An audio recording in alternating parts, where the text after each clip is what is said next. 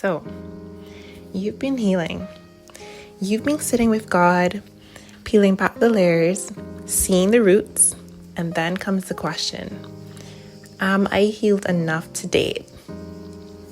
Hello everyone, welcome back to Beloved.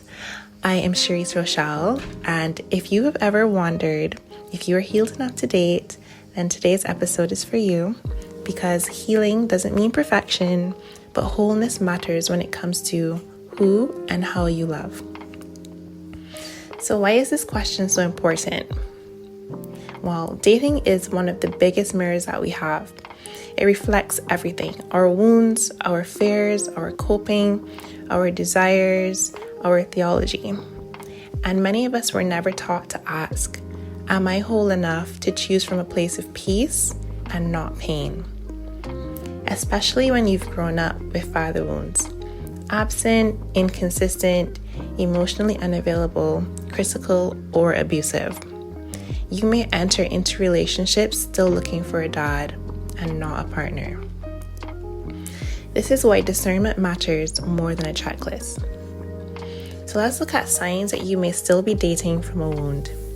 And this isn't to shame anyone, but to help us all to recognize, because awareness leads to healing.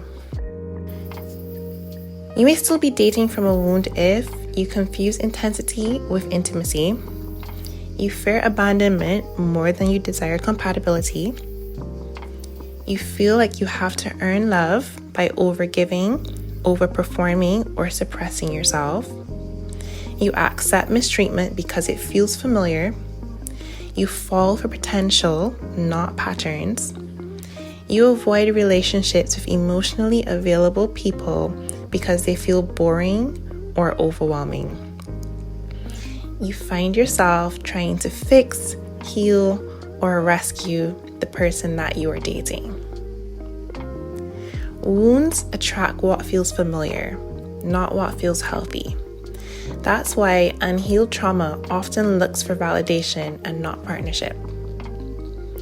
So what does healed enough actually mean? Let's be real. You do not have to be perfectly healed to be in a healthy relationship, but you do need to be aware, surrendered, and anchored. So here's what healed enough could look like. You know your patterns and how they show up under stress. You no longer need a relationship to feel valuable or whole.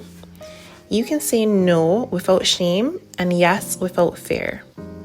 You no longer confuse emotional chaos for love. You can be emotionally safe for yourself even before asking someone else to be that for you. You can communicate your needs without manipulation or self-abandonment. You are willing to walk away from what doesn't reflect your worth. Healed enough means that you are not asking a relationship to rescue you. You're entering it as someone who's already rescued by God. So here are some questions to ask God, to sit down and kind of put before or bring to God before you begin to date again. And, try to let these guide you deeper than surface level readiness. Do I feel secure in who I am when no one is choosing me? Do I trust myself to walk away when something doesn't reflect my worth? Am I able to hear God's voice above my desire to be loved? Am I still needing to prove that I'm lovable through a relationship? Am I entering this because of peace or pressure? Am I available for this love that's gentle, consistent, and kind, or am I still craving intensity? And what should you do while you're waiting in your season of singleness?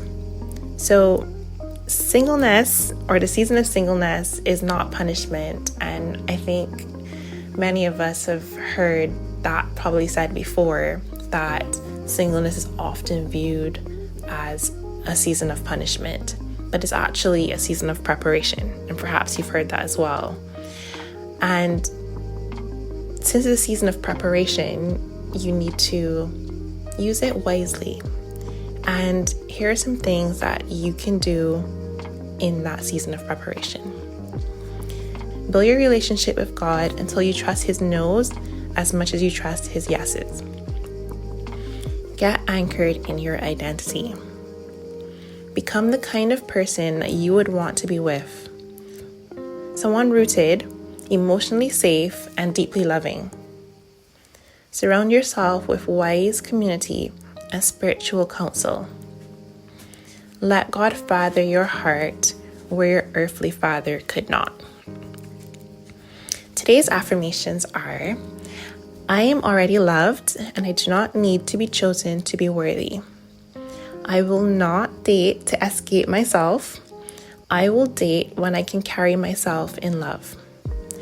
And the verse that we're going to close on is, you are complete in Him. And that is taken from Colossians chapter 2, verse 10.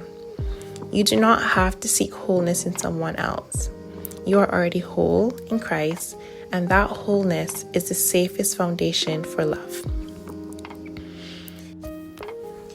If this episode stirred something in you, maybe a memory, a question, or even just a quiet ache, I want to remind you that you are not behind, healing is not linear, and you do not have to be perfectly whole in order to be deeply loved.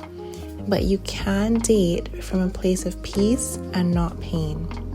If you want to go deeper, I've linked a few helpful resources in the show notes, including a book that I've read, which I thought was insightful on the topic of boundaries, discernment, and dating.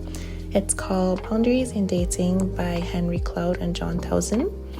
And there's also a link to line.But.com, who I've partnered with. Through them, you can access therapy from wherever you are. And when you sign up with them, you get 20% off for the first month. And I just need to mention that these are affiliate links, which means that if you do decide to sign up or buy through my link, I earn a small commission at no extra cost to you. And I'm only sharing resources that I think would be genuinely helpful in your healing journey. Also, as per usual, if you have any questions or if you want to reach out to me, you can at belovedwithcherise@gmail.com. That email address will also be in the show notes. And if this episode bless you, please feel free to share it with a friend who may need the same reminder. You are already loved. You are already chosen. And when the time is right, you will walk into love, not to prove your worth, but because you already know what your worth is. Next time on Beloved, we're going to be exploring what our love languages might be saying about our father wounds. But until next time, stay rooted in truth, wrapped in grace, and never forget you are beloved.